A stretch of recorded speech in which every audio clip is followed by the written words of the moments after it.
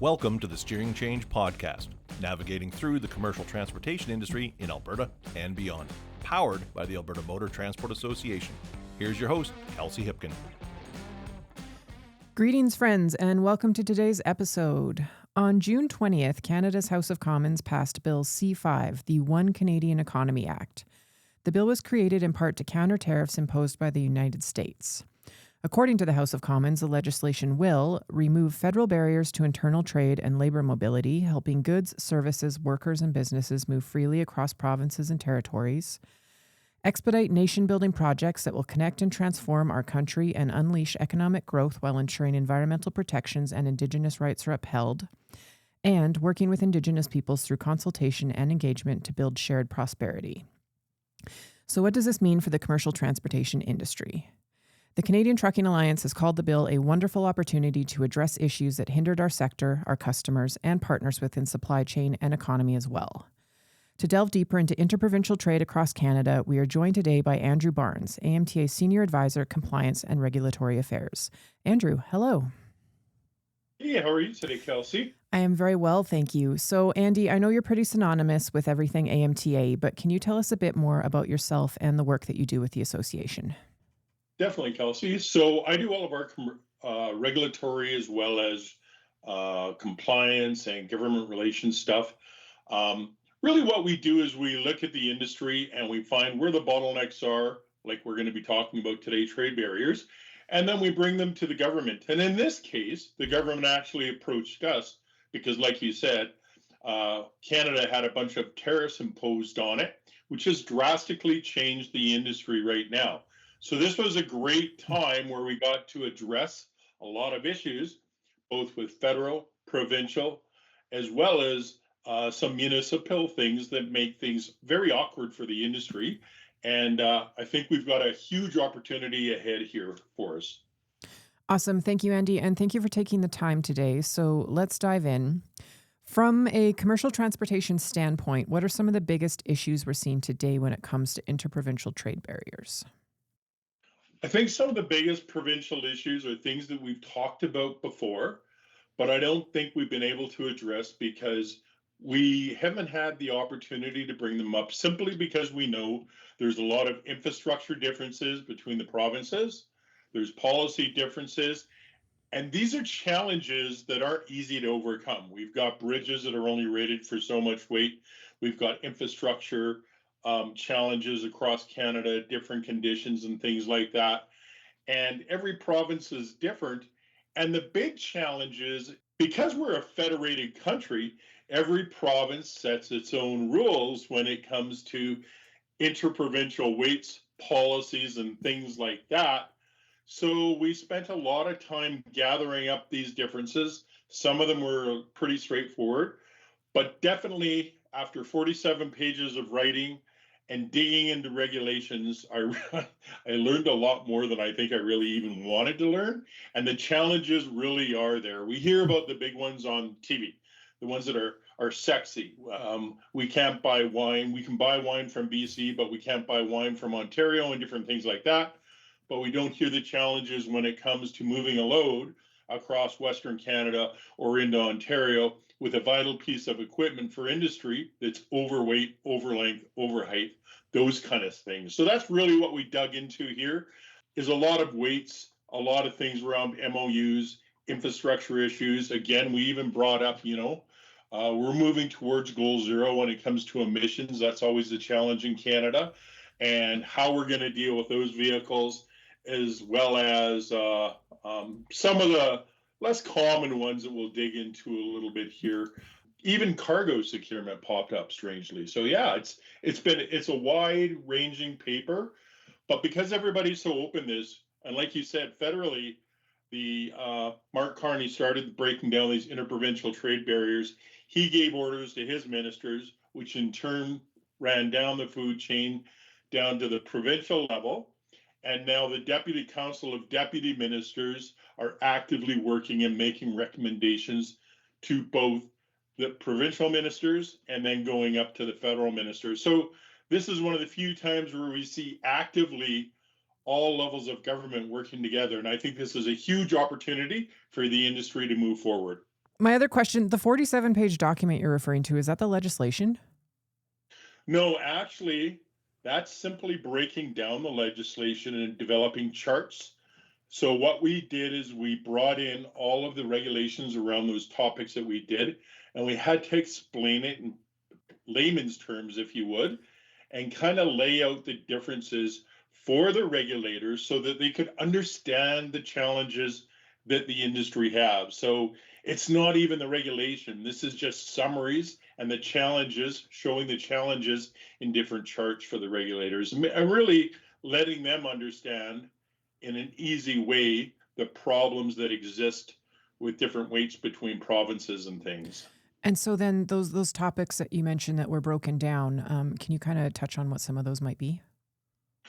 Yeah, why don't we start off? I'm going to start off with one that's very common to our members in Alberta, with LCVs. And this is one that we've been working on for a while. And I think we're going to take this one over the line very soon, because I was out at CCMTA in Regina and we had a separate meeting about the LCV Memorandum of Understanding and really aligning it with the Eastern MOU a little bit more.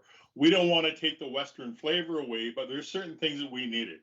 We need an exemption for brakes on dollies. Another big one that came up is we need a good definition of what adverse weather conditions are, because some carriers go out and challenge roads when other ones are shutting down. And for the safe carriers, that's really not economically fair when other carriers are risking it and traveling on adverse weather conditions. Everything from adverse weather conditions in those to, hey, we now see tritums being used in these combinations, and we need to address that. So that's kind of the first one. And I think we're going to see that one coming across the line right away, because it's already being addressed at the Western provincial level. So I think that one will be coming across fairly soon, Kelsey. So that was the first one. The second one is kind of interesting, and that's differences in overweight and oversized policies across Western Canada. And this one was a bit more challenging, especially for me, trying to learn the different regulations and pulling this all together. I think when we looked at this, we looked at overweight vehicle weights on tandems and tridem axles across Western Canada. We also looked at signage, lighting, escorts vehicles, and some of the differences there between British Columbia, Alberta, Saskatchewan, and Manitoba, over height conditions, over length thresholds and escort requirements, special permit conditions for extraordinary loads. And those are the loads that we see when it comes to the specialized equipment, whether it's heavy medical equipment, whether it's stuff going up to the oil sands or any of the refineries, or whether it's going to pulp and paper mills.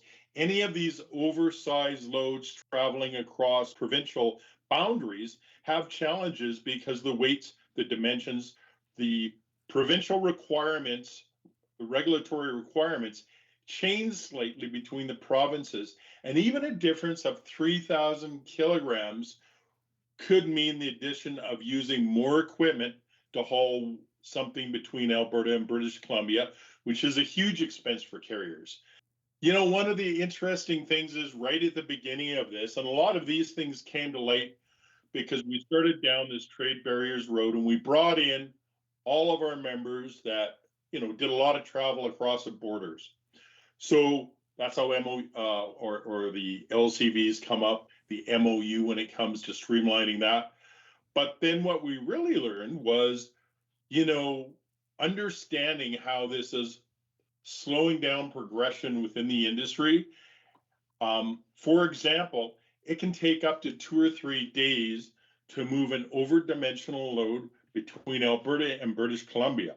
In Alberta, you move those loads during the daytime, and in British Columbia, you move them at nighttime. So you might be houred out, required to take a day off and then move that load afterwards. And then we've got the problem of getting permits on time when it comes to some of those loads too.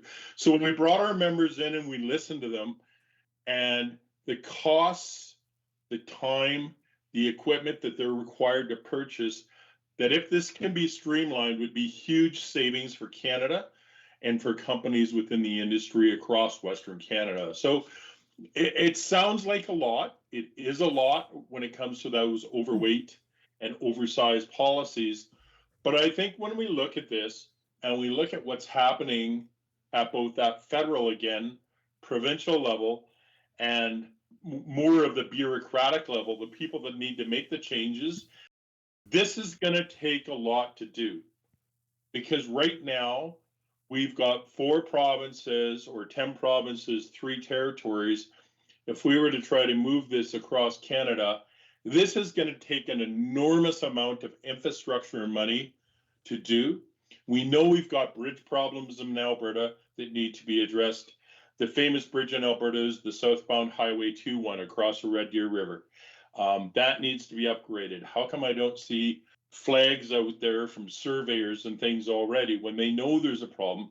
And the problem is we don't have those infrastructure dollars. So in order to take on some of these challenges, this is where the federal government's going to really have to look and say, how are we going to do this and how is it going to affect different programs? And we'll talk about that a little later towards the end, because we're going to have to make some decisions. And if we make the decisions right, and if the federal government makes the decisions right, where some of this money is spent, we can probably accomplish a few things with kill a few birds with one stone, is the old saying. So, Andy, you mentioned you were recently at the CCMTA conference in Regina. For our listeners, that's the Canadian Council of Motor Transportation Administrators. And you've been mentioning other provinces, and we've kind of touched slightly on CTA. Can you talk a bit about the collaboration with the different provinces when it comes to this? Well, the nice thing is, and there was a lot of collaboration, you sit through those meetings and we talk about different things around the National Safety Code and things to improve safety. But some of when you attend these, I can tell you the federal or the Western MOU and having those off the table conversations with the different provinces, that's where a lot of that change is affected, and the misunderstandings and clarifying them up. I know I was pulled away from JAM from BC and there was a misunderstanding around training. And after, 10 minutes of conversations, Kelsey, that's where we see the big value out of these things. Sometimes we go and we hear all of these reports and we spend a lot of the day going through different things that government is working on and then having recommendations from industry. But I can tell you, the conversations over a cup of coffee probably extend a lot farther than most of the day is spent in formal meetings, because we actually straightened a lot of things out there alone. So getting together with the various provincial officials, whether it's Joel from PEI, Janice from Manitoba, all the provinces and territories were there, and just sitting down and understanding the problems that we have. And it goes from them too. If they're having problems with the industry in that area, then that's an opportunity for them to chat with us too. So, it costs a lot to go out there. The memberships are expensive for our carrier members, but this is the kind of positive things and the changes that we see when we start to break down some of these trade barriers and stuff, are those relationships and really working with government. And that's the piece where I think we call the work we do advocacy, and I think it's more of just conversations and working with the friends that we've met over a period of time. And speaking of those conversations, clearly each province and territory knows where their barriers, their issues for transporting loads, whatever it may be, lie.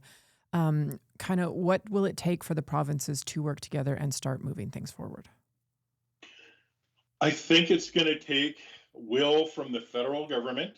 We see that will. We already seen Bill 5, like you talked about. I've talked about the infrastructure commitment it's going to take. One of the trade barriers that I've identified is road classifications. So in Alberta, we don't even think about that, because whether it's a provincial highway 1 through 99, or what we used to call a secondary highway, it is now simply a provincial highway. So it's actually 1 to 9999. All of those highways have the same weight rating in Alberta. But unfortunately, when you get into some of the other provinces like Saskatchewan, They don't have the strong infrastructure we do. So they have different ratings on different highways. Manitoba is very specific too, as well as BC. So can you imagine trying to haul a load from small town Alberta? You get into Saskatchewan. Okay, you've got to check what classification of road you're on, get special permits if you've got to get to some place like a potash mine to deliver a piece of equipment. So the different road classifications are a huge challenge too. And it even came down to spring weights, the calculation of road ban season. So we're in summer now, road bans are over, we're back to full weights on our overweight loads. But how do you calculate those road bans in the different provinces? And what roads are banned? Where do you look for the information? All of those kind of little things, if they can streamline that, and some of those are small changes. Let's say they put everything on 511 for all the provinces across Canada. Well, we're all going to know where to go then to find this information. But right now it's kind of spread out in different groups, and that's caused a lot of challenges for the industry. So like we've hit 4 of the big topics now that we talked about. We got 3 more to go, but you can see how, like you identify those conversations and the wide group of challenges that the government faces. And unfortunately, a lot of it evolves around money and infrastructure and things like that. So let's cover those 3 topics, but in that same regard, can we also touch on some of the biggest areas of compliance from a national safety code that is also affected when it comes to these topics? A great topic to talk about there is, I'm going to bring up cargo securement because that was one I identified. So we all operate under NSC 10, which is the cargo securement requirements for Canada. The provinces adopt that and they put it into their regulations or they reference it. But funny enough, in Alberta, we've had this challenge for the general in-van cargo securement. We have some stricter rules so that things don't shift around or possibly shift around than the other provinces. So in Alberta, where a carrier may have to buy additional airbags and blocking things, either it's not required and is not viewed as being required as other provinces, that's another trade barrier, right? So if you're challenged and you're coming from another provinces, come into Alberta and you're stopped and that's identified as a problem, you may have to go out and purchase things. You're shut down for a period of time. That hasn't been a huge issue lately, but it's one that stands out there. And Alberta's known for that. You know what I mean? So it's little things like that.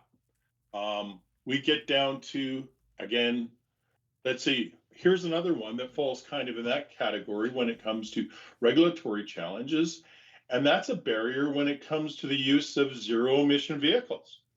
So right now, zero emission vehicles, whether it's a battery electric vehicle, whether it's a fuel cell electric vehicle, or even a dual fuel, meaning hydrogen and diesel, not so much straight CNG, they're slightly a little bit more, but batteries weigh about 4,500 kilograms more than the average Freightliner Cascadia. Let's just call it a day truck. Your hydrogen electric is about 3,500 kilograms more. Your dual fuel's looking around 800 kilograms more.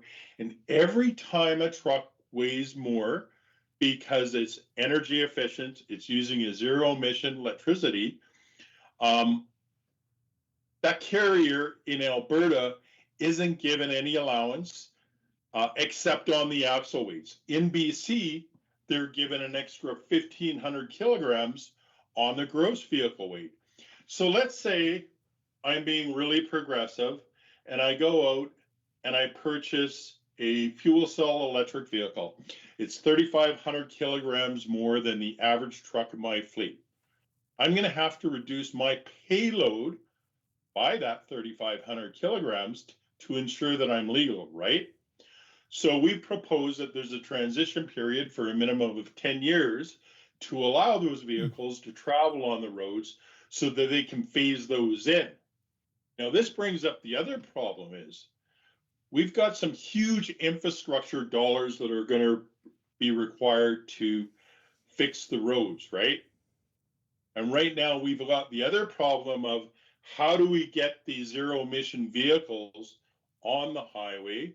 How do we incentivize companies? And unfortunately, it's going to have to come down because we just don't have the economics in Canada for everything to be going at once. And I think the infrastructure dollars, I've talked to Robert, our president, about this. Infrastructure dollars right now are probably better well spent on infrastructure. And then we can allow for easier movement to some of these new technologies to move at least. And then we can take a little bit of a slower approach when it comes to the lower emission vehicles. Not that we don't want to slow down and we want to continue on with that change, but maybe we start looking at CNG as a midway technology, right? We can still reduce emissions by 20, 30%, well, actually more than that, 30, 40% using CNG versus pure diesel. We're not adding any more weights. We're getting our bridges fixed during this whole time and our roads brought up to a higher, capacity level. So those big overweight loads can come. Then when we're ready and the technology is ready and battery vehicles last longer and fuel cell vehicles come down in price, then we can maybe shift some of that funding over towards them. And we've got the infrastructure to be able to handle that. So it's going to be a dicey game for the federal government. I'm glad I'm not a politician or the Minister of Finance, because out of all these recommendations, we're going to have to seriously look at money and seriously look at the best way to overcome some of these challenges across Canada. And sometimes the biggest challenge is because we're a federated country. And being a federated country, each province gets to make its own decisions. We all have to meet national standards like the MOU for weights and dimensions across Canada, all 16 national safety code standards, but we all set our own provincial regulations. And sometimes even that federated way we look at things is a challenge, because I don't want to change to the Saskatchewan way. And that's not a good example because that hasn't come up, but I hear those things. I've heard it around NSC 7, 14, and 15. How are we going to overcome this problem of different national safety code numbers across Canada? How do we get rid of chameleon carriers if we can't easily access information on carriers across Canada and their information? Do we come up with a national database? Oh, no, we have a much better way of looking at unscrupulous carriers in Alberta, so we don't want to change our way. So being a federated country, coming up with the funds to fix these things, those are the big challenges once we identify all this, that these federal ministers and provincial ministers are going to have to really work hard on solving. So let's stick with Alberta for a minute. If a carrier is unclear of permits, bans, compliance, etc., what is their best resource to learn more? I think the best resource to learn more about that is at the AMTA. We've got members to help you out. Myself, Dave Elninski, the member services teams, that's what we're there for. The Alberta government, and sometimes it's just, hey, I want you to Google this. I want you to Google road bans, Alberta transportation. You're going to hit the website, okay? And that's all the advice we need. But we're here, a little bit of Googling. But I think the whole goal of this thing is to pull all of those different regulatory pieces together into one place. I'll give you a good example of someone that's done a really bang-up job, and that's British Columbia. They have what they call their British Columbia Road Transport Manual. And it literally, instead of being a whole bunch of regulations, it just walks you through everything you need to do, all of the overweight issues and things like that. In Alberta, we've got a really great manual for compliance, but it doesn't touch on that piece. So maybe that's all Alberta needs. And then maybe there's one central place for all of Canada where you can access these plain language regulatory documents where you can find things. But the association is always here to help you out too. So, Andy, we have covered a lot of ground today, but I just want to make sure, is there any other topics or anything related that we maybe haven't covered quite yet? There's two items that we haven't talked about. I'm calling them infrastructure disparities. And again, it boils down to things that we need to do that unfortunately is going to cost a lot of infrastructure money. The one is I'm going to consider super critical, and that's we have limited facilities for rest stops in Alberta. And this is super critical for our association. If we really want to grow our industry and diversify our industry and bring women and different cultures into our industry, we have to have proper places for people to use washrooms, for security at these sites. We need Wi-Fi at these sites. A great example of this is en route to Ontario. I was just out in Ontario visiting relatives. And you pull into some of these facilities and it's almost like a little town. There's a gas station, a Tim Hortons, a convenience store. The washrooms are clean. Everything from showers and things like that. The public is using them. And they're actually hubs that are really busy. Alberta's quite a bit different from that, but we still need to improve our rest stops. So that's a big challenge. Alberta's been trying to overcome that. But if we really want the transportation industry to move unhampered and with all the regulatory challenges they have, like hours of service, having proper rest stops is critical. And, next to rest stops, things don't slow down in the winter. And one of the things that we want to look at and ask the government to look at is winter road maintenance. And is it standardized as tight as it could be across a province?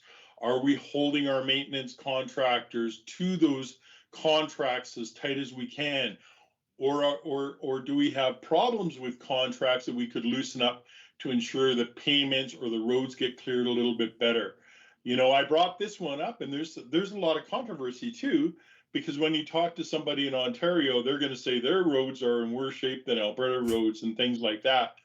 But I think when you look at safety in Alberta highways, and we've heard this from many members, things just don't seem to get cleaned as quick as we can. So we're going to talk about that too provincially. So provincially, we've got rest stops, we've got road maintenance, and those are things that, I think the rest stops, we definitely have a challenge in Alberta. The road maintenance could use some touch up a little bit because, we've had a lot of bad collisions. I've had calls where carriers can't even travel on Stony Trail down in Calgary. There's certain sections of it are almost impassable after a snowstorm. Myself traveling down to the Edmonton International Airport when down to our office there, that stretch between Edmonton and Nisku is always glare ice. It's like, to me, the worst. And I've been traveling on that highway for more years than I want to admit, because even back when I worked from the government, I was posted out of Leduc Scale. So I traveled from Edmonton down there for 30 some years now. And I can tell you, it's my least favorite road in Alberta, that tiny little stretch.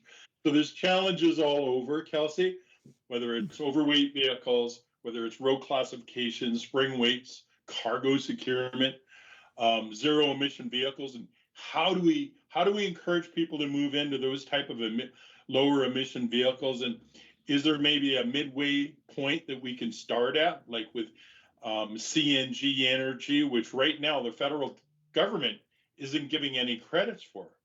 Well, just because it isn't zero emission doesn't mean that you shouldn't be giving it some credits towards the heavy vehicle GEM credit system. And I don't want to get into that because it's really confusing. But these policies like overweight policies and even LCVs, these are all things that are in the paper. I can't tell you how many times I've had to research things, write it, use some advanced technology like AI to do some comparisons, learn the hard way that you really need to check things when you're using technology and stuff like that and building this. It literally took, I think, about 3 months to develop this paper where it was good enough to hit the deputy minister. But I think we're sitting pretty solid. I think I know our recommendations are being talked about. If you were to Google Alberta transportation trade barriers, you're going to see their list pretty much matches our list. So the governments are listening. And it's nice to see that our provincial government, the federal government, we're all working together to overcome some of these challenges and take this federated country and really, and I don't want to say unite us, but let's align some of the policies across Canada to make moving goods across Canada smoother and more economical, which will reduce the cost to all consumers in Canada. Awesome. And thank you for kind of like breaking down and all encompassing all of the stuff that we've covered in the last few minutes here. I just want to touch on too, Andy, you've talked about using AMTA as a resource, our member services team. For our listeners, we will include a lot of links and details in our show notes just to make sure that you have access to all of those resources, whether it be AMTA or beyond, and to access some of the websites and stuff that Andy has touched in today. Andrew, as always, totally respect your knowledge and insight that you were able to share with us. Is there anything that you would like to add as we wrap up? No, just thanks for having me on the phone or having me on the podcast. I think it was great to be able to talk about this. I want to thank our carrier members. Those are the members that I rely on to tell me what we need to change. I sit through all these meetings. I do the regulatory searches after they're done, but we need to hear from industry, and hearing from you is critical for us. So reach out, go to our webpage, get involved, make sure you read our newsletters. It's super critical because we're here for you. Thank you, Kelsey. Amazing. Thank you, Andy. So to close up, let's do some AMTA news. Keep an eye out for the details coming soon on AMTA's Driver Appreciation Days, September 8th to 17th. The AMTA Drawdown Dinner is returning. Registration opens mid-July, and we look forward to seeing you this October in Edmonton. And coming up next on Steering Change, we'll be presenting a 3-part series, Trucking, Past, Present, and Future. Join us as we hear from the voices of Alberta's commercial transportation past, what AMTA and industry is up to today, and what industry can expect when it comes to the future of transportation in Alberta and beyond. Do you have any questions or comments about the Steering Change episodes, particularly today? Please do reach out on our Instagram at AMTA_CA or LinkedIn and Facebook at Alberta Motor Transport Association. Stay safe and see you next time. Thank you for listening to this episode of AMTA's Steering Change podcast. The views expressed by guests of the Steering Change podcast are their own and may not reflect the views of AMTA, its hosts, or sponsors. Did you have a question that you would like answered on an upcoming episode of the Steering Change podcast? We want to hear from you. To submit a question to the Steering Change mailbag, hit up our DMs on LinkedIn, Facebook, or Instagram with the hashtag Steering Change, and your question will be answered either live on the podcast or by one of our SMEs here at AMTA. We ask that you share this episode with those in your network that could benefit from what we discussed today, and make sure to subscribe to our podcast on your favorite podcast platform so you can be notified when future episodes are released. You can learn more about us and our mission by visiting www.amta.ca. Now get out there and have a safe day.